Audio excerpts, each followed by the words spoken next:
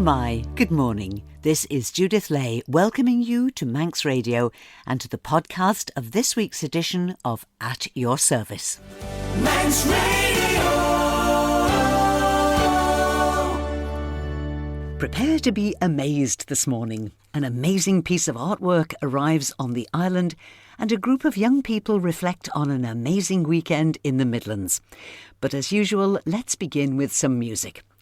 On Friday, I was in St George's Church as we gave thanks for the life of Reverend Ailish Smith, former vicar of St Thomas's here in Douglas, who died during the summer. Ailish chose the readings and the music himself some 10 years ago and included this, Howard Goodall's setting of the 23rd Psalm, The Lord is my Shepherd.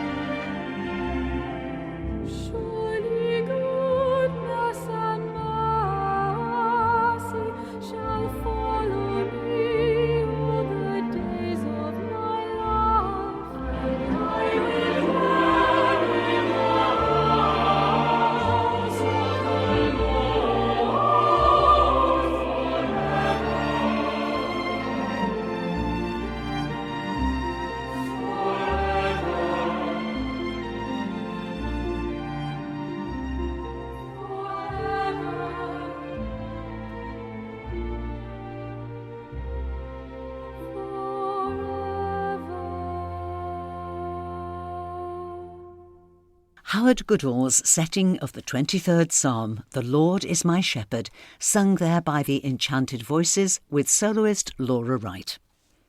3Generate is the children's and young people's assembly of the Methodist Church. It aims to create an inclusive and diverse space for children and young people to find a voice and be heard. It encourages them to listen to God and to listen to each other.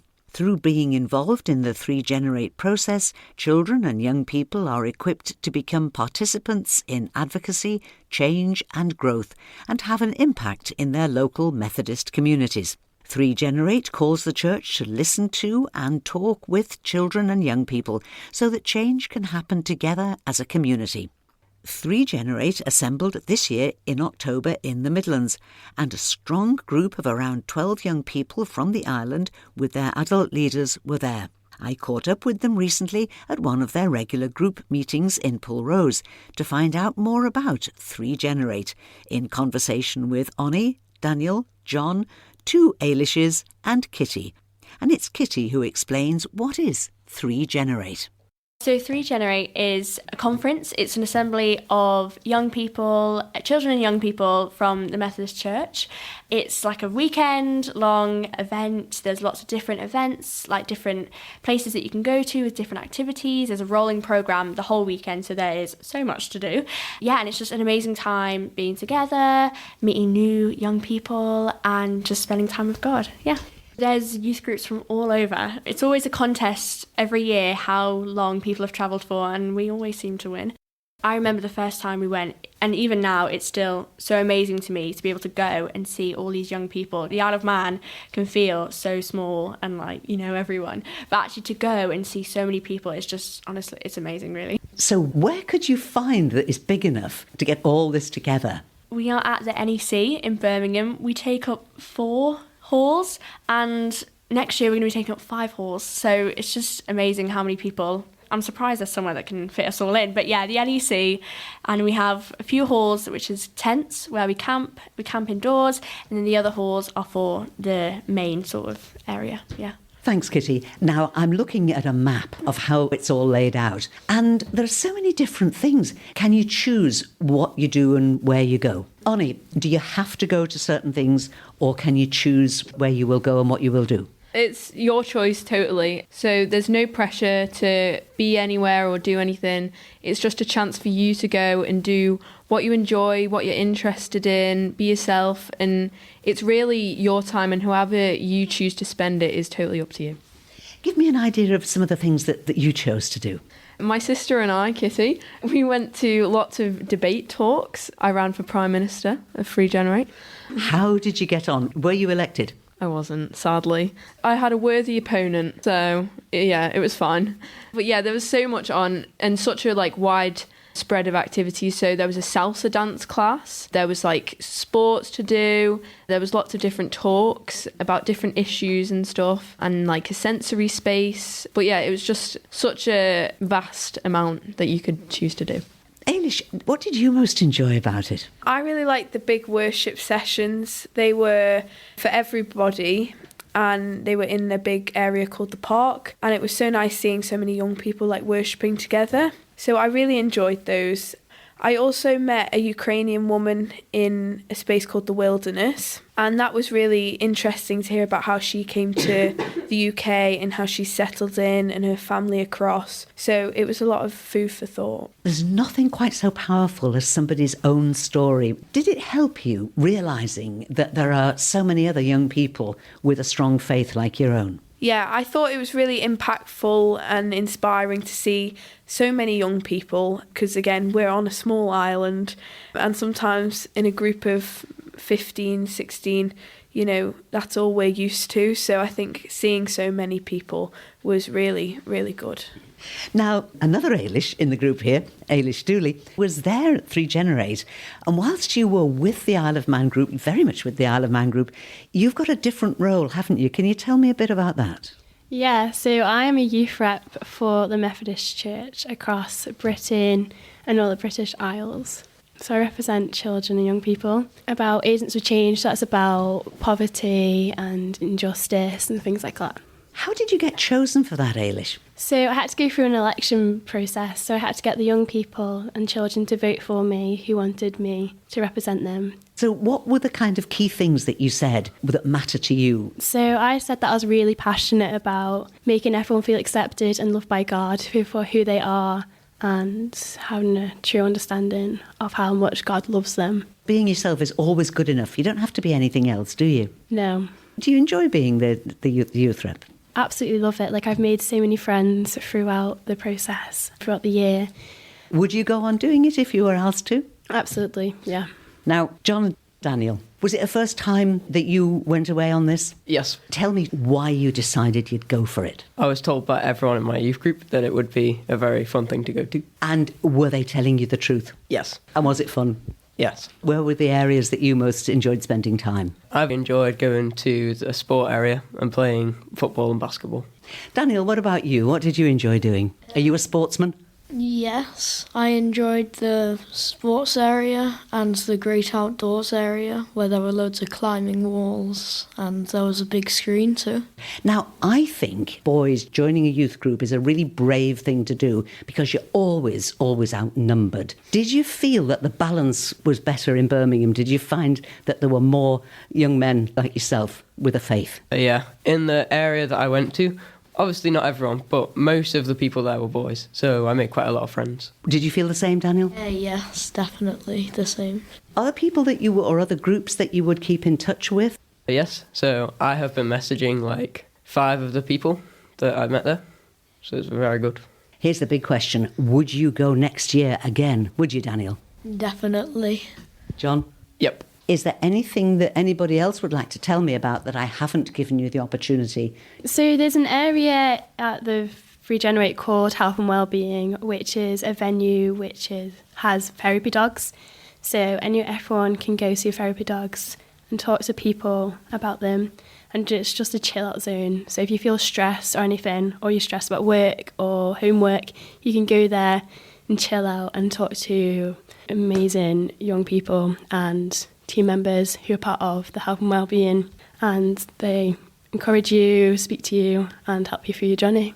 Pets as therapy, it's an icebreaker, isn't it? You talk about the pets. But do you think that talking to somebody that you don't know is easier than talking to somebody that you know and see all the time? Yes, definitely. I feel like sometimes when you don't know someone, it's easier to open up to them. There is also a Free Gen's Got Talent, and Kitty and I were flying the Manx flag very high as we did a Manx dancing solo in the talent show. Excellent. Was it well received?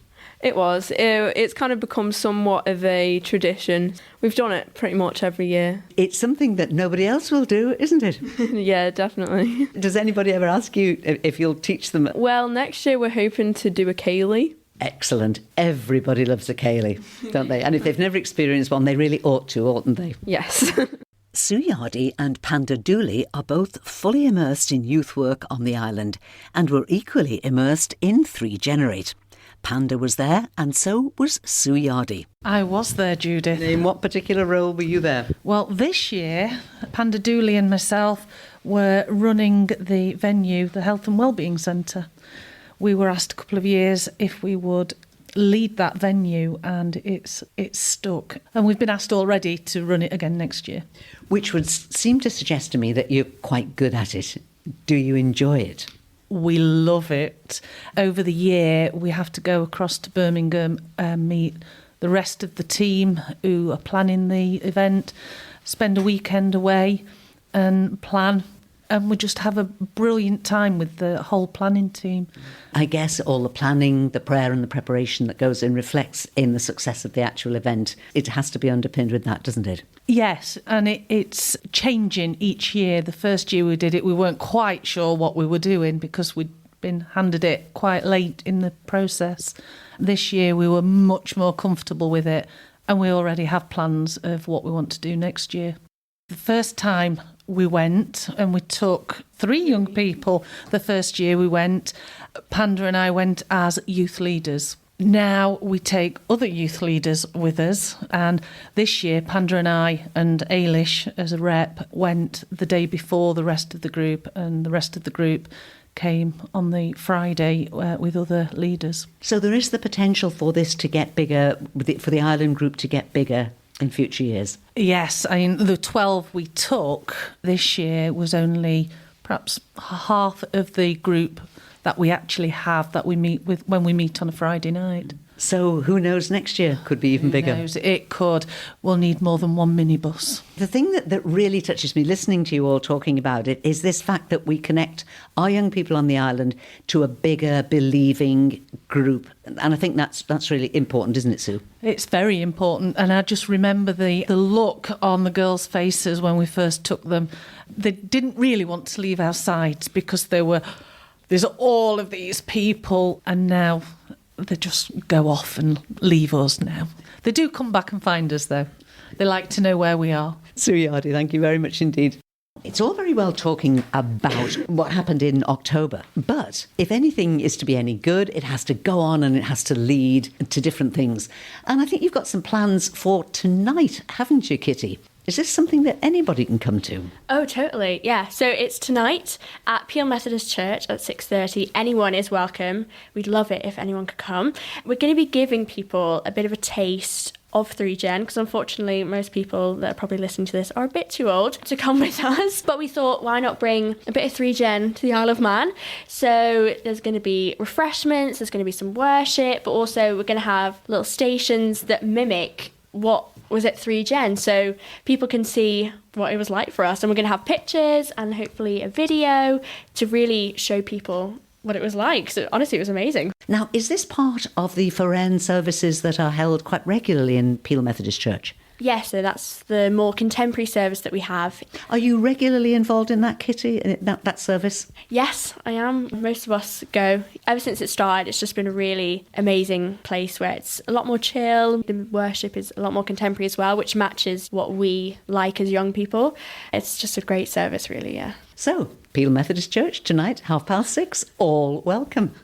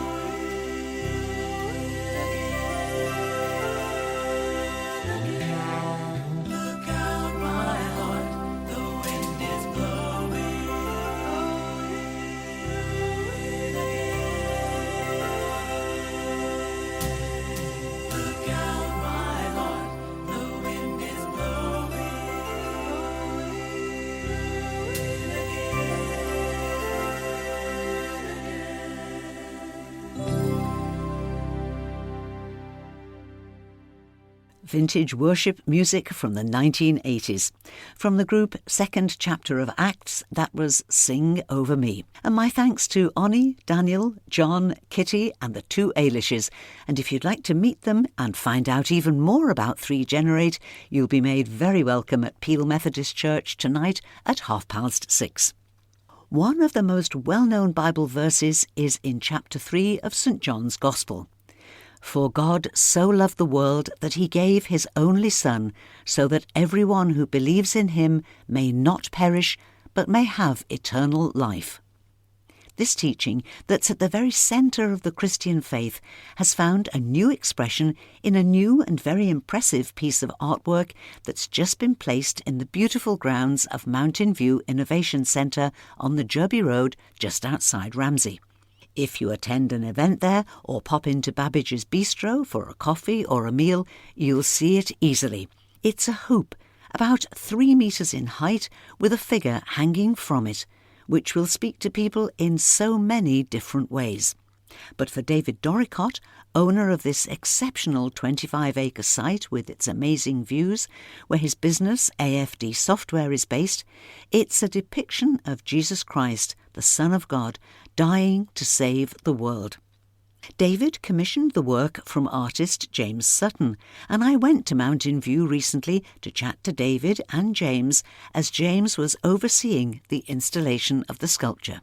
But this isn't the first piece of artwork in the grounds, and they each have a different message, as David Dorricott now explains.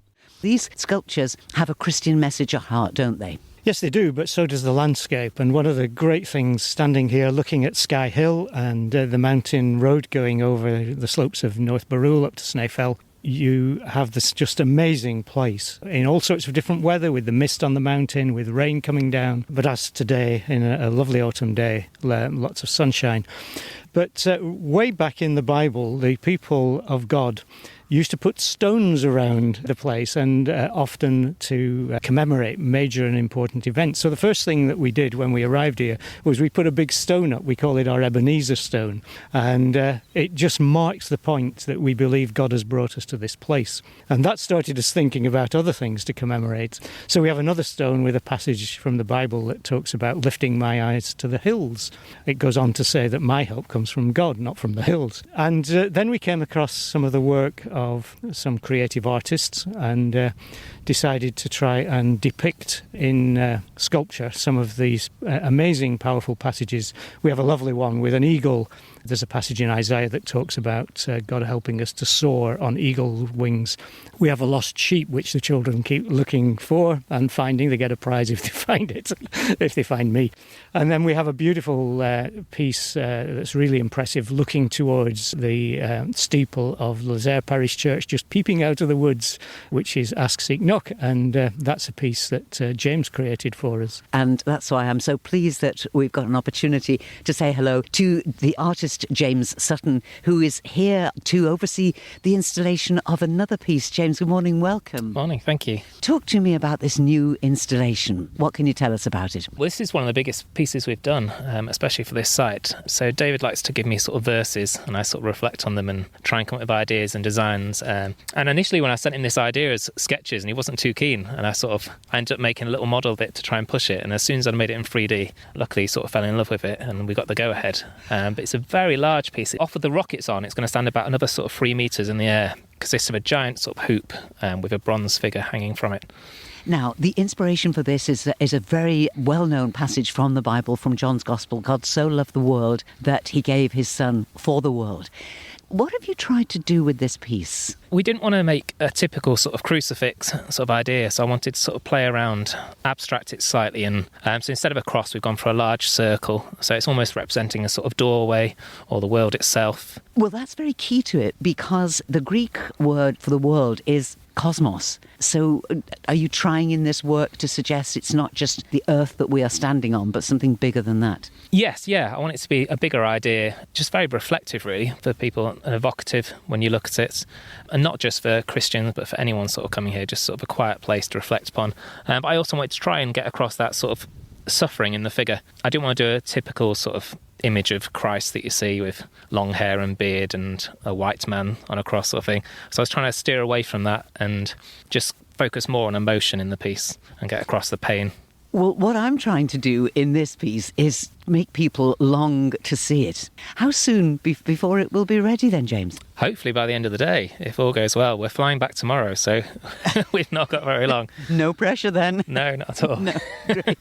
How long did it take you to work this out from being given the brief to this point? Probably 2 or 3 years altogether. So probably about a year of physically making it and creating it. And then before that, there's obviously a lot of planning and designing and models that kind of go into place. So the main challenge with this one was actually creating the hoop. So creating a structure strong enough to hold the weight of the bronze figure and cope with the weather that you guys have here, really. You're saying that David always gives you a Bible verse to work to.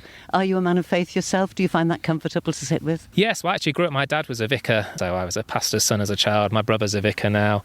So yeah, Christianity has been a massive part of my life. Does it add something to your faith to be able to look again at these familiar Bible passages and think, what do I really want to say with this? Yeah, well, that's the challenge. It's trying to finding ways to reflect that in the work, and yeah, you end up having to meditate over them quite a lot and come up with lots of ideas and ask other people's opinion really of whether they feel like you've captured it, 'cause it's a very big responsibility and daunting sometimes. But in a way, what you're doing is a ministry in itself, isn't it? Not really thought about it that, but yeah, I guess it could be seen that way.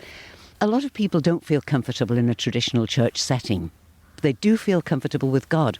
Sculpture, art is another way of making that bridge, isn't it? Yes, definitely, yes. I mean, this is the most sort of on-verse sort of piece we've made that's obvious. So the other bits that we've got around are a bit more, I guess anybody could look at them, and unless you go and read the verse, you wouldn't necessarily automatically associate the two together. So it's kind of nice that people can enjoy them without knowing much about the Bible. Whereas this piece is going to be, we'll see how it's received. It's very different and more evocative. James, it's an absolute privilege to talk to you. David, are you going to have an official unveiling? It's really difficult to do because it's big and we can't hide it. If we put a sheet on it, it'll blow away. So I think people are very welcome to come and have a look whenever the place is open. Mountain View, we welcome guests. Get a coffee or don't. Have a walk around, reflect on the piece.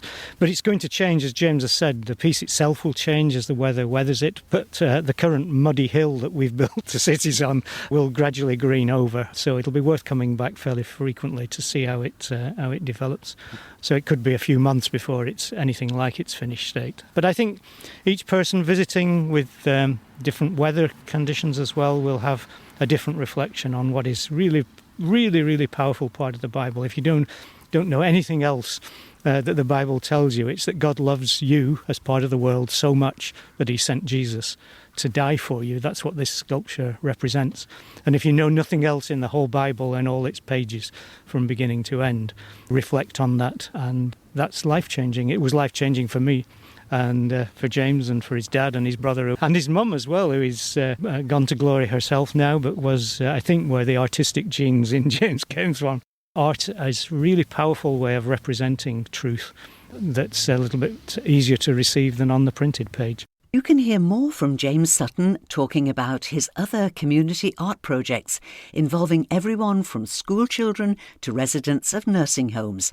And that'll be in a forthcoming edition of Spotlight with Howard Kane. Spotlight is each Wednesday evening here on Manx Radio just after 6 o'clock. Thank you to my guests today, David Dorricott and artist James Sutton. And don't forget that invitation to join the young people that you heard talking this morning. They'd love to see you at Peel Methodist Church tonight at 6:30. And we end now with a few more items from this week's notice board.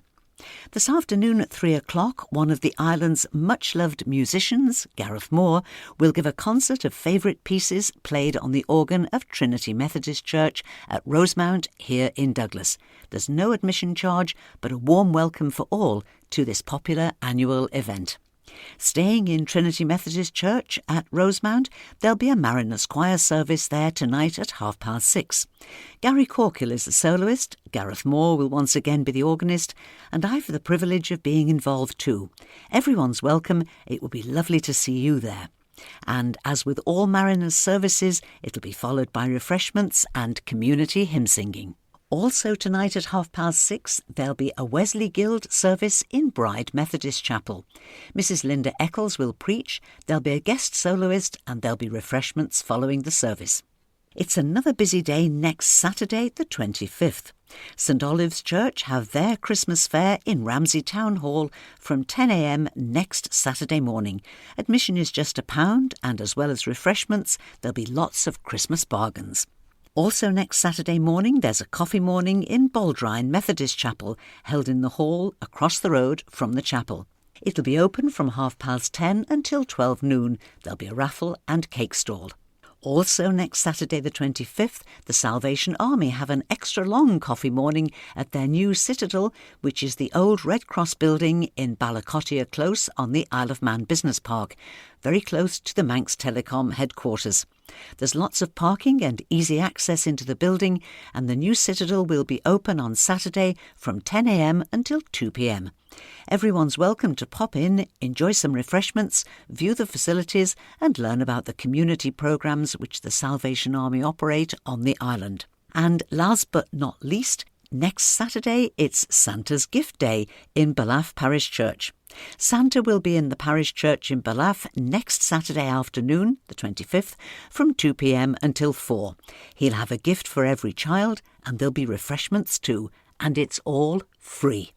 And that's all that we have time for now, but I'll be back later in our virtual lounge tonight at 9 with a mix of easy listening music, your requests and your dedications. And I'd love you to join me if you can. So, till whenever we meet again, this is Judith saying thank you for listening, and I wish you and those you love a blessed and peaceful week and a very good morning.